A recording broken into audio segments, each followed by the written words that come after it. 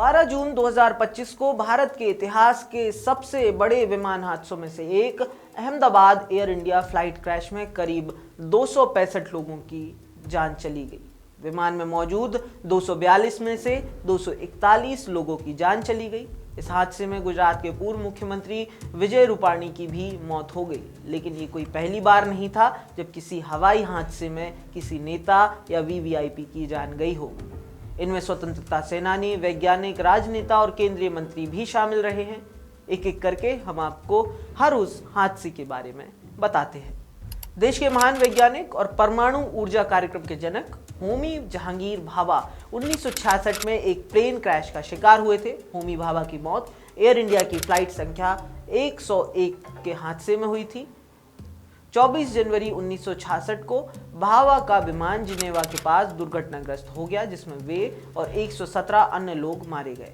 पूर्व प्रधानमंत्री इंदिरा गांधी के बड़े बेटे और दिग्गज राजनेता संजय गांधी की मौत भी एक दर्दनाक विमान हादसे में हुई थी। संजय गांधी की मौत 23 जून 1980 को विमान दुर्घटना में हुई थी।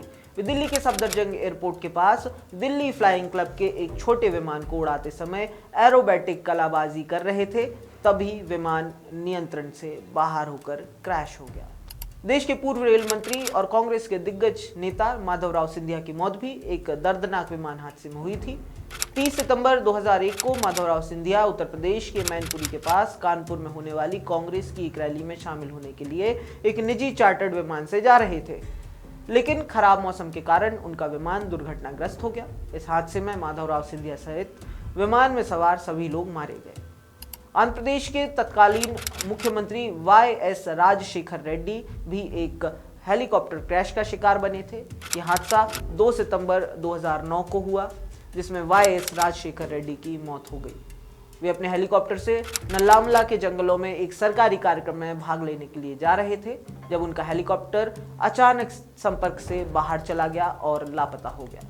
अगले दिन यानी 3 सितंबर को करनूल जिले के रुद्रकोंडा पहाड़ी पर उनका शत विक्षत हालत में शव और हेलीकॉप्टर का मलबा मिला। भारत के पहले चीफ ऑफ डिफेंस स्टाफ यानी सीडीएस जनरल विपिन रावत 2021 में हेलीकॉप्टर क्रैश का शिकार बने। जनरल रावत का MI-17 V5 हेलीकॉप्टर 8 दिसंबर 2021 को तमिलनाडु में दुर्घटनाग्रस्त हो गया था, जिसमें उनकी पत्नी सहित 13 लोग मारे गए। तमिलनाडु के कुन्नूर के पास यह हेलीकॉप्टर दुर्घटना तब हुई जब जनरल रावत सुलुरु एयरबेस से वेलिंगटन स्थित डिफेंस सर्विस स्टाफ कॉलेज जा रहे थे। इसके अलावा आज़ाद हिंद फौज के संस्थापक क्रांतिकारी सुभाष चंद्र बोस को लेकर भी विमान दुर्घटना में मौत का दावा किया जाता है। हालांकि इन दावों का आज तक कोई प्रमाण नहीं मिल सका है।